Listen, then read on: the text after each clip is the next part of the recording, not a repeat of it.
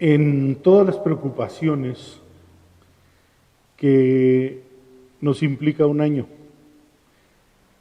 Terminamos con mucho entusiasmo un año porque ya acabó, pero volver a comenzar una jornada, todo lo que implica, lo que nos espera, de pronto nos hace poner demasiada atención en la vida, en los problemas, en las adversidades, en las batallas. La gente se cansa de batallar también. La gente se espanta con las adversidades. Estaba viendo entre esta circunstancia del COVID, una joven el día martes se hizo un examen y salió positivo. Se suicidó. Se suicidó en unas 3 horas después de que salió positivo. Cuando hacen su autopsia, ella no tenía COVID. Uno de los grandes problemas de las pruebas de pronto diagnóstico es que solo tienen un 42% de veracidad, es decir, la mayoría no son veraces. Ella se suicidó, no quiso hacerle frente a algo que de por sí ya la había bombardeado a través de medios de comunicación y de redes sociales, de sufrimiento, de dolor, de muerte. Y pensó, me imagino, me voy a morir. Y no quiso atravesar el dolor y se suicidó. La vida es así. De pronto hay cosas a las que ya no nos queremos enfrentar, hay cosas para las que estamos cansados, hay cosas para las que comenzar un año, sí, qué bueno que estamos vivos, decimos, pero batallar otra vez, no saber qué nos espera, de pronto nos abre una puerta para reflexionar en la palabra de Dios y en esa reflexión de la palabra de Dios entender la forma como Dios ve la vida. Cantábamos este canto de Gloria en Gloria, ver la vida como tú, dice. Intentar, esforzarnos, procurar ver la vida como Dios la ve y no como nosotros la vemos. Y aquí hay un salmo, el Salmo 65, que nos hace ver la vida como Dios la ve, no como nosotros la vemos. Y entonces mirar la vida como Dios la ve es maravilloso, pero qué difícil nos es mirar la vida como Dios la ve. Porque comúnmente nosotros vamos a ver la vida en el lado negativo de la vida, es nuestra tendencia natural. Ver los problemas, las adversidades, las circunstancias, ver las deudas, ver la economía, que esa es la forma como el mundo nos plantea la vida todos los días. Abra los periódicos, esa es la vida para el ser humano, ver la vida en una visión negativa y entonces calcular nuestros esfuerzos, nuestro ánimo, nuestras capacidades o nuestras incapacidades o nuestras discapacidades. Y entonces la vida se torna conflictiva. ¿Por qué? Miramos el lado negativo de la vida. Ver la vida como Dios la ve es ver el lado positivo de la vida. Y yo quiero que leamos el Salmo 65. Tiene tres estrofas muy interesantes, pero tiene el propósito de hacer como Dios la ve, como Dios la ve. Y vamos a leerlo. Qué poderosa es la alabanza en Sión, oh Dios. Tuya es la alabanza en Sión, oh Dios. A ti se pagarán todos los votos, se te cumplirán todas las promesas. Tú oyes la oración y a ti vendrá toda carne.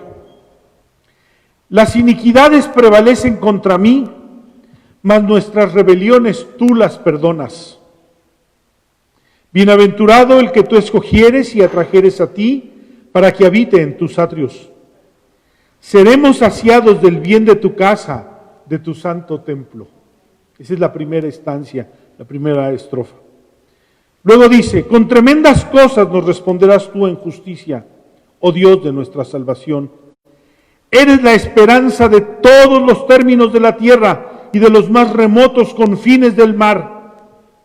Tú, el que afirma los montes con su poder, ceñido de valentía, el que sosiega el estruendo de los mares, el estruendo de sus ondas y el alboroto de las naciones. Por lo tanto, los habitantes de los fines de la tierra temen de tus maravillas. Tú haces alegrar las salidas de la mañana y de la tarde. Segunda estrofa. La tercera dice, visitas la tierra y la riegas. En gran manera la enriqueces con el río de Dios lleno de aguas. Preparas el grano de ellos cuando así lo dispones. Haces que se empapen sus surcos, haces descender sus canales. La ablandas con lluvia, bendices sus renuevos. Tú coronas el año con tus bienes y tus nubes destilan grosura. Destilan sobre los pastizales del desierto y los collados se ciñen de alegría. Se visten de manadas los llanos y los valles se cubren de grano. Dan voces de júbilo y aún cantan. Este es un salmo maravilloso. ¿Por qué? Bueno, estaba yo pensando, qué difícil es el año cuando tenemos un problema que no se ha resuelto. Cuando la gente está temiendo contagiarse, morir, se le teme a la muerte de manera, yo diría, excesiva, se le rinde un culto de alguna manera a la muerte en esa forma excesiva. Vivimos para evitar morirnos en lugar de vivir para la vida. Pero tratamos de vivir para no morirnos.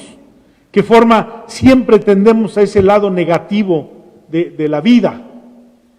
Y estamos pensando cómo resolver y llenamos nuestra alma de angustia.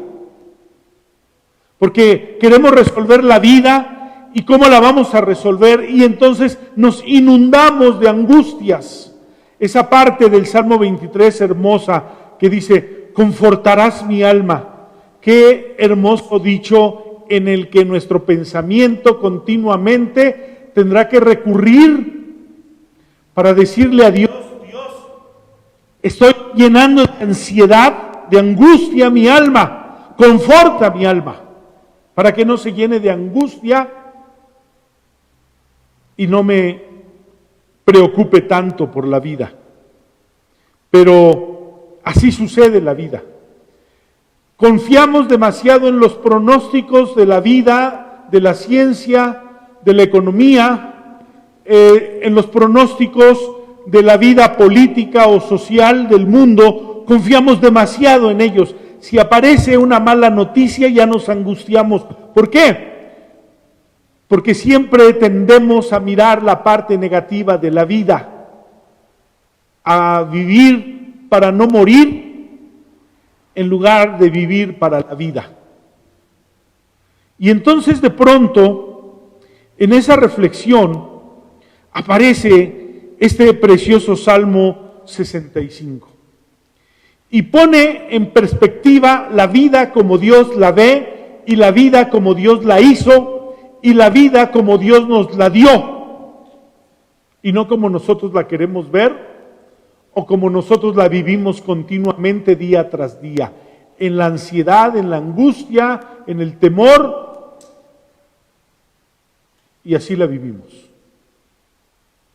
Tenemos un mayor espacio en nuestra vida para nosotros y para los problemas, y tenemos un pequeñísimo espacio para Dios. Hay una ventana, hay un ventanal de nuestra vida que mira hacia los terrores de la vida, y hay una pequeña ventana que mira hacia Dios como una mirilla en la que en unos minutos apenas nos presentamos delante de Dios para ver si logramos encontrar la paz, la conformidad y ese confort del alma que se necesita. ¿Por qué? Porque todo el tiempo estamos viviendo para no morir, para tener que comer, para poder trabajar, para tener la salud suficiente. Y esos pensamientos que nos hacen tanto daño continuamente, esa es la manera como vivimos la vida. Y entonces el salmista David, que había vivido, por cierto, que había tenido momentos tan difíciles en batallas, en guerras, en muchos enemigos, en los que querían quitarlo del trono, incluyendo a sus hijos, y que la vida era voraz, terrible. Escribe un salmo. Algunos piensan que el salmo no es de David, algunos piensan también que este salmo pertenece a Isaías 36, 37 y 38, a la invasión de Sennacherib sobre Israel, y que fue escrito en ese tiempo, después de un gran problema que había tenido Israel, porque Sennacherib, rey de Asiria, había invadido Judá y ahora iba sobre Jerusalén. Y quería destruirlos y quería llevarlos cautivos. El problema es que Israel, como nosotros, vivían la vida para los problemas, para no morir. Vivían la vida para sobrevivir. Y eso les hacía olvidarse de Dios. Cuando vivimos la vida en el terreno de los problemas, en el terreno de no querer morir, defendernos de la muerte, en el terreno de querer sobrevivir económicamente, emocionalmente, sentimentalmente, etcétera, cuando vivimos la vida en ese terreno, realmente reducimos mucho el espacio de Dios. Le quitamos demasiado espacio a Dios y a Dios le damos una pequeña parte de nuestra vida. No vemos la vida como Dios la ve. ¿Por qué? Porque Dios, ¿cómo cree que Dios ve la vida para usted y para mí?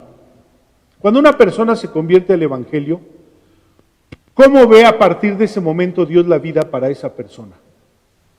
Entonces, tiene una cosmovisión, una visión completa de todo, y todo lo que Él quiere de nosotros es que lo obedezcamos y vivamos para Él. Eso es todo lo que Dios quiere de nosotros. Búscame, vive para mí, obedéceme. Esas tres palabras que tiene, esta mañana predicaba en Polanco del Salmo 37,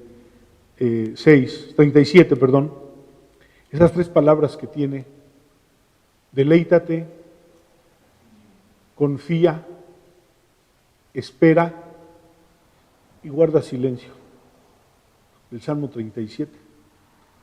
¿Por qué?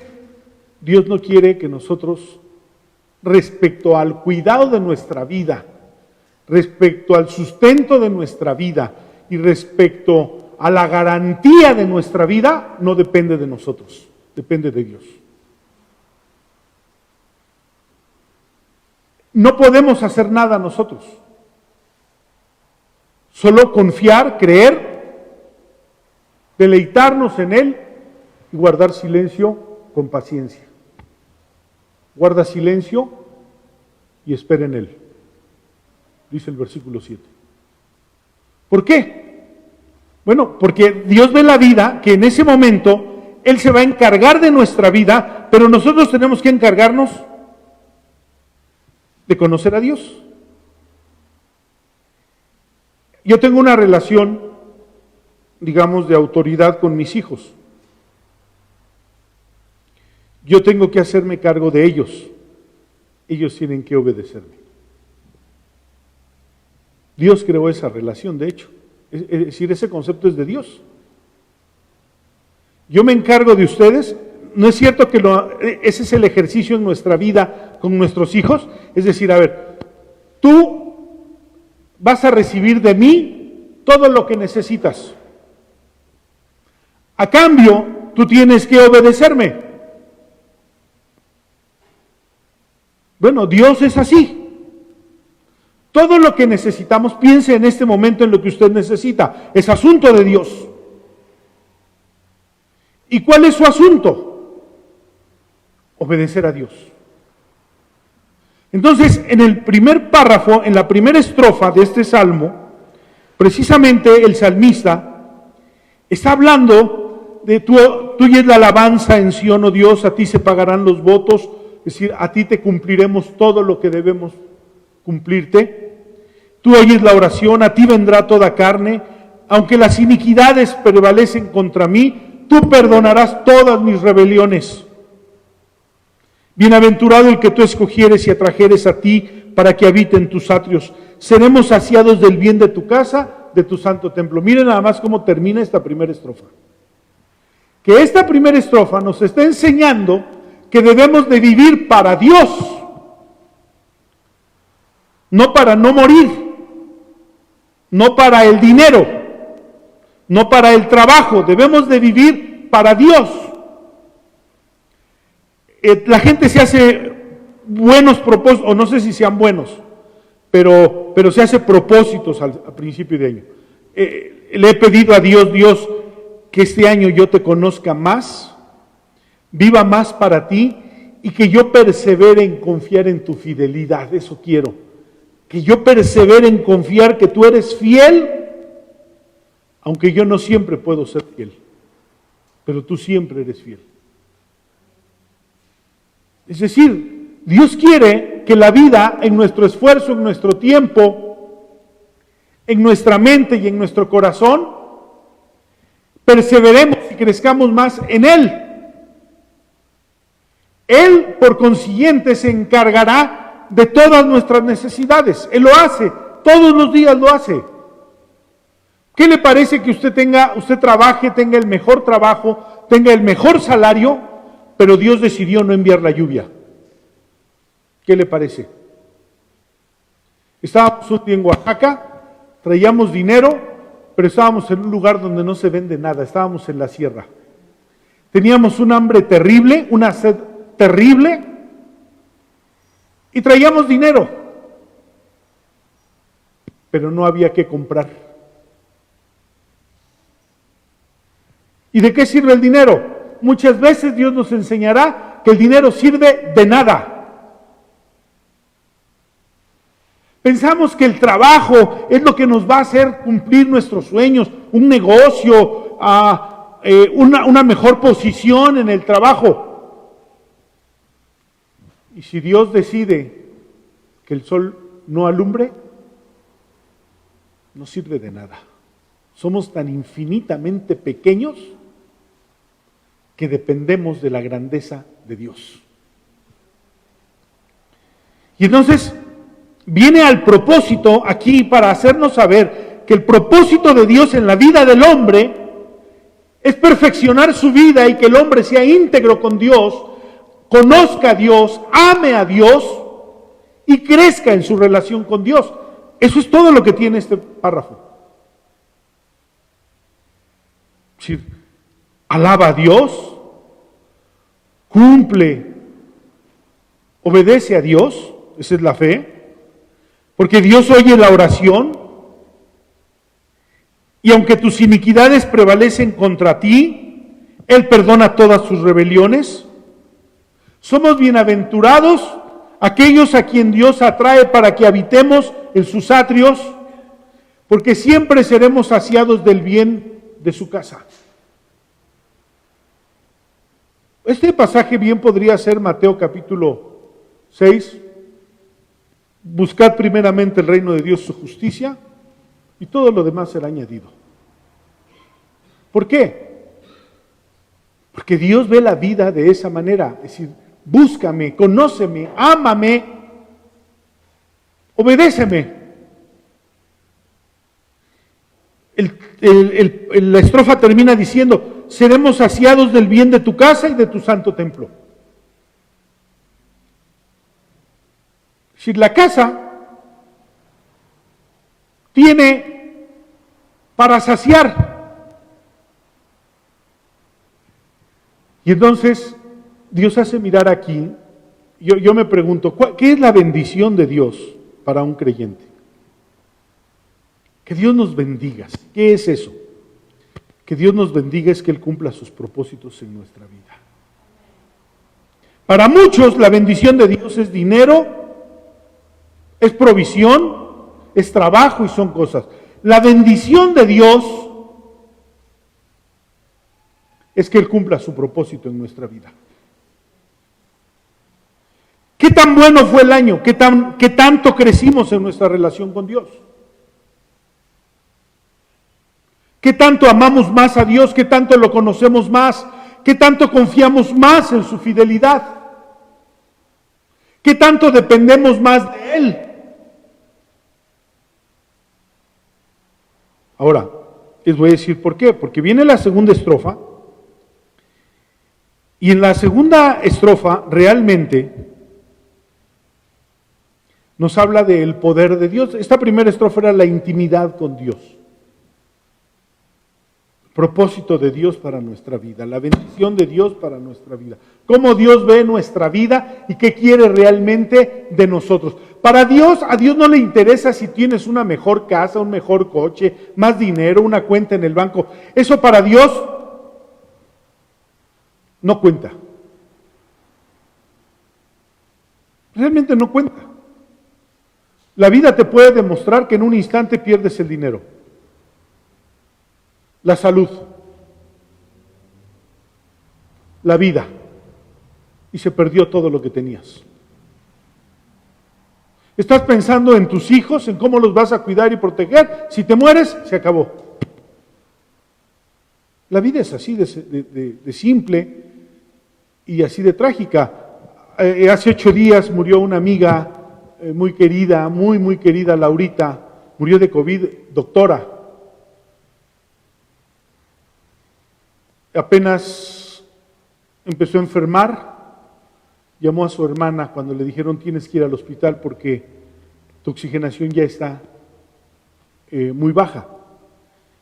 Y entonces ella le dijo a su hermana, cuida a mis hijos. Y se la llevaron al hospital.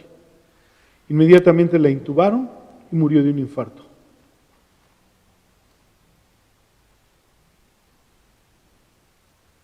La recuerdo adolescente, cuando llegaba yo a su casa, siempre andaba con un lápiz o con una pluma haciendo la tarea.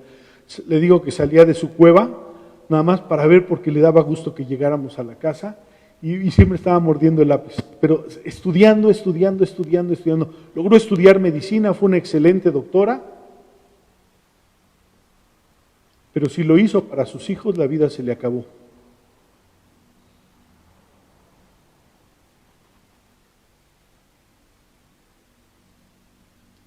Por eso Dios no mira, ese no es su propósito. Su propósito, su forma de ver la vida, de bendecirnos, que su propósito sea cumplido en nosotros. Que haya logrado que nosotros crezcamos más en Él, para Él, que estemos más cerca, que le amemos.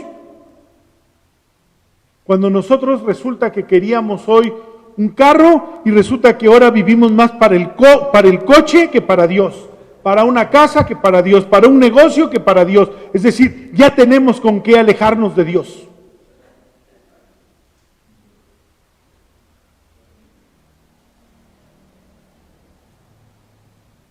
¿Creemos que eso es la vida? No. Pero en el versículo 5 al 8, dice, con tremendas cosas nos responderás tú en justicia, oh Dios de nuestra salvación, porque tú eres la esperanza de todos los términos de la tierra y de los más remotos confines del mar. Tú, el que afirma los montes con su poder ceñido de valentía, el que sosiega el estruendo de los mares, el estruendo de sus ondas y el alboroto de las naciones. Tú lo sosiegas. Oiga, ¿se ha dado cuenta que se acabaron las guerras en estos días de COVID? Ya no, todos los días se hablaba de guerras. El Medio Oriente estaba como un polvorín. Llegó el COVID y aplacó a todos. ¿Ven? Dice que Él aplaca a todos. Y dice, por tanto, los habitantes de los fines de la tierra temen de tus maravillas y tú haces alegrar la salida de la mañana y de la tarde. Es decir, está hablando del poder de Dios. Porque nosotros vivimos una relación con Dios como si Dios no tuviera el poder de hacer lo que nosotros necesitamos. Y tenemos que hacerlo nosotros, y tenemos que vivir para eso. No, Dios no necesita de nosotros. Dios no necesita de nuestra capacidad. Dios en sí mismo tiene poder en toda la tierra, en todo el universo, en todas las cosas. Él hace lo que a Él le place. Y esta estrofa lo dice. Es decir, la primera lección que le da al hombre que debe de vivir para conocer a Dios, amar a Dios, confiar en Dios, obedecer a Dios, que no estemos tratando de cambiar el mundo, porque el que tiene poder y control del mundo es Él. Que vivamos para Él. Qué tremenda lección. Esta segunda estrofa está abriéndole los ojos a la gente, pero luego viene la tercera estrofa, versículo 9 al final. Y nos va a dar una lección otra vez a nosotros para que entendamos por qué tenemos que vivir para Dios. ¿Por qué lo mejor que puede suceder este año es que yo conozca más a Dios, ame más a Dios, confíe más en Dios y obedezca más a Dios? En lugar de trabajar más horas, ganar más dinero, tener un mejor negocio, arreglar mejor mi salud y cuidarme de no morir. Bueno, viene una tercera estrofa que dice: tú visitas la tierra y la riegas, en gran manera la enriqueces. Con el río de Dios lleno de aguas, preparas el grano de ellos cuando así lo dispones. Haces que se empapen sus surcos, haces descender sus canales, ablandas la tierra con lluvias, bendices sus renuevos.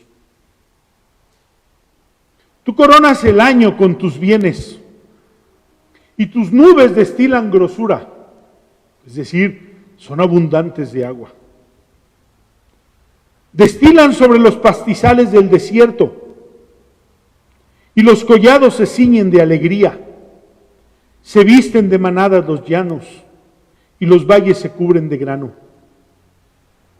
Dan voces de júbilo y aún cantan. Si tú crees que este mundo es mejor porque tú te esfuerzas más y porque tú trabajas más o porque tienes más horas de trabajo, perdóname, pero estás equivocado. A la gente se le ha olvidado que respiramos el aire de Dios, bebemos su agua y vivimos en su mundo.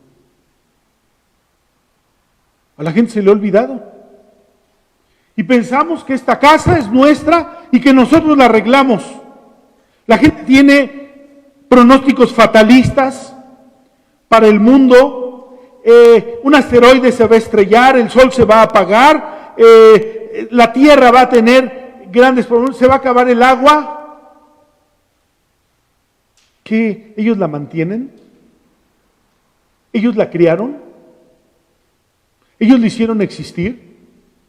¿Ellos conocen los depósitos y los manantiales de las aguas? No. Dios corona el año con sus bienes.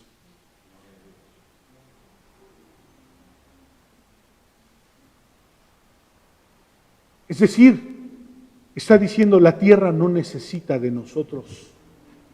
Lo que nosotros necesitamos es a Dios. Porque todas las cosas, hasta sustentarnos, aquí está la generosidad de Dios. Primero viene el poder de Dios, luego viene del versículo 9 al 13 la generosidad de Dios, para que entendamos por qué tenemos que vivir para Dios y por qué lo mejor de nuestra vida es conocerlo, andar delante de Él, descubrir mejores cosas, amarlo más. Esa debe de ser nuestra vida. Yo me pregunto este año, ¿de cuántas muertes nos libró Dios?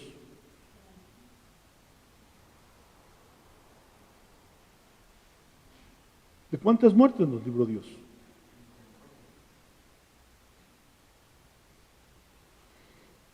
¿Cómo nos sustenta? Si yo miro lo que tengo en la bolsa, me voy a aterrar cuando vea lo que necesito. Y me voy a angustiar. Pero Dios quiere que lo conozca más. Y Dios quiere que mire hacia Él en lugar de mirar hacia mis necesidades. Dios quiere que mire hacia Él en lugar de ver los pronósticos que la vida tiene, que el mundo tiene.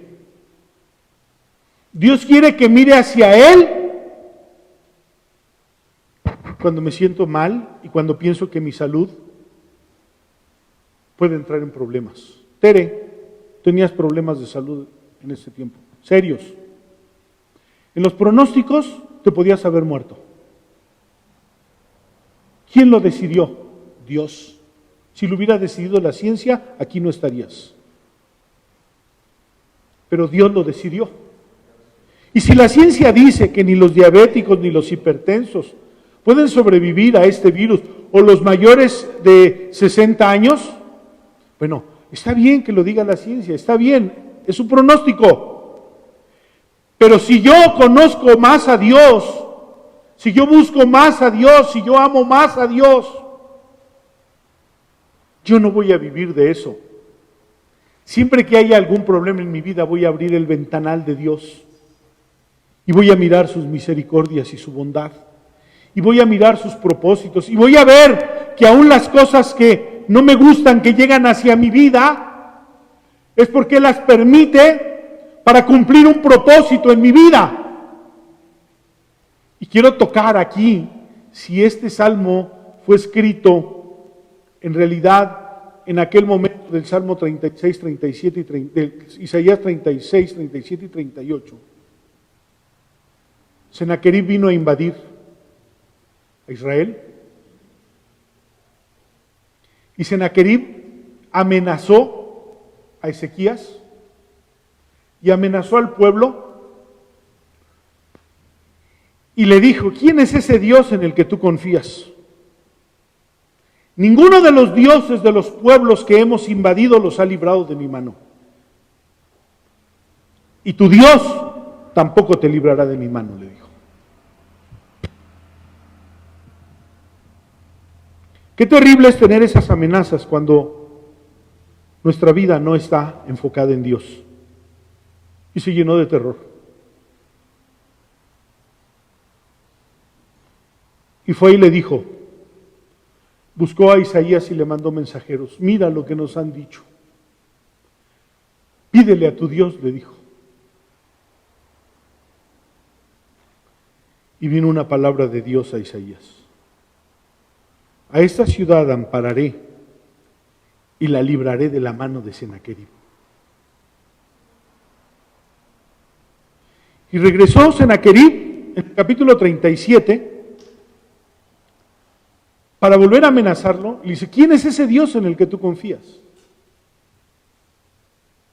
Pronto, dice, esta ciudad será tomada, será sitiada, y todos sus habitantes serán llevados cautivos. Y viene una palabra, entonces viene Ezequías y le lee la carta de Sennacherib, se la lee a Dios y se humilla Ezequías delante de Dios. Por eso dice, tú oyes la oración, a ti vendrá toda carne Y se humilla Ezequías y clama a Dios. Y viene la palabra de Dios a Isaías en el capítulo 37, diciéndole que Dios iba a librar a la ciudad. Y además dice que iba a oír Sennacherib un rumor y tendría que regresar a Nínive. Y estando en Nínive iba a ser muerto. Estaba sitiada la ciudad hasta que murieran de hambre y de sed y entrara el ejército a matarlos. Y en eso oye un rumor, Sennacherib, y tenía que regresar, y regresó a Nínive. Y los soldados que estaban acampando contra Israel, en una noche, ángeles mataron a más de 30,000. Y cuando despertaron los demás, vieron un montón de cuerpos muertos. Y huyeron con miedo y se fueron despavoridos de regreso. Dios había librado a Jerusalén, pero no había terminado. Capítulo 38. Ezequías cae enfermo de muerte. Y viene el profeta Isaías y le dice a Ezequías: prepara tu casa porque morirás y no vivirás. Cuando la gente cree que puede vivir los años que le vengan en gana, que tiene la vida segura, que no se van a morir. La gente se muere cuando Dios lo decide. Y entonces dice que Ezequías se volteó contra la pared estando enfermo y le pidió perdón a Dios. Sennacherib había delatado uno de los pecados de Ezequías. Había derribado los altares a Dios y solo había quedado el altar en Jerusalén. Era un hombre piadoso, pero que había cometido pecados contra Dios. ¿Y qué quería Dios? ¿Destruir a Israel? ¿Matar a Ezequías? No. Quería volver el corazón de Ezequías y quería volver el corazón de Israel a él. Israel se humilla, Ezequías se humilla y Dios nos libra de Sennacherib. Cae enfermo Ezequías de muerte, le pide perdón a Dios, le suplica a Dios y Dios le habla al profeta cuando había salido de darle el mensaje que iba a morir y que no viviría y que preparara su casa. Iba en el patio cuando Dios le habla a Isaías y le dice: regrésate y dile a Ezequías que vivirá.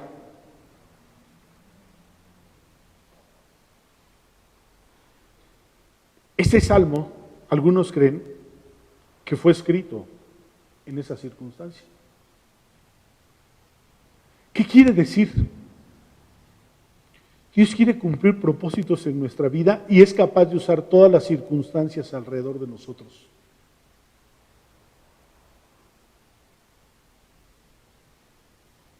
Puede ponernos al borde de la muerte, puede ponernos al borde de la quiebra, puede ponernos con la espalda en el suelo, pero todo su propósito es que nos miremos a Él.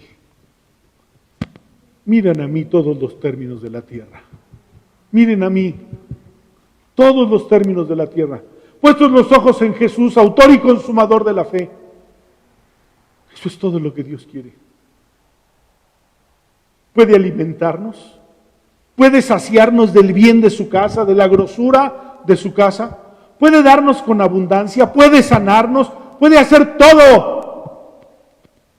Pero miren a Él. ¿Qué necesitamos este año, hermanos? Mirar a Él. Mirar a Él. Buscarlo a Él, vivir para Él. Conocerlo más, amarlo, obedecerlo. Y todas las cosas son para nosotros. En Él estamos completos. Pero buscas resolver tu vida, te angustias, te alejas, porque El Salmo tiene algo muy hermoso. Seremos saciados del bien de tu casa y de tu santo templo. La vida de la iglesia transcurre aquí, en la palabra, en la comunión, en la adoración, donde mucha gente no tiene tiempo porque está resolviendo sus propios problemas, su vida está haciendo lo que Dios podría hacer, pero ellos quieren hacerlo, prefieren hacerlo. Y han dejado de hacer lo que Dios quiere que hagan. Hermanos, ¿qué quiere hacer este año? ¿Qué busca este año? ¿Que le vaya mejor económicamente? ¿La vida le va a enseñar que eso no es posible? ¿Quiere vivir para la vida y para el dinero, para el trabajo, para el negocio? ¿Quiere vivir para eso? La vida lo va a humillar. Acuérdese lo que le digo hoy. Porque la vida a nadie enaltece. El ladrón no vino sino para robar, matar y destruir. Acuérdese. ¿Quiere vivir para Dios? Será saciado del bien de su casa. Usted necesita tomar decisiones. ¿Qué quiere hacer este año? Este año sí le voy a echar ganas. Este año me va a ir mejor. Busque a Dios. Conozca a Dios. Ame a Dios. Obedezca a Dios. Él tiene poder y Él es generoso. Y a nadie quiere hacerle tanto bien como a su casa, a sus hijos. Si logra que usted mire a Dios, ahí estará la bendición de Dios. Pongamos el corazón en orden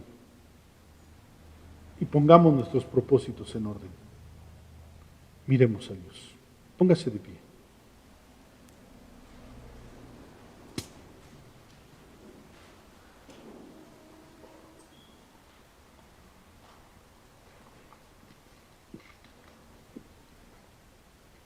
Dios, qué difícil es dejar de mirar negativamente la vida. Qué difícil es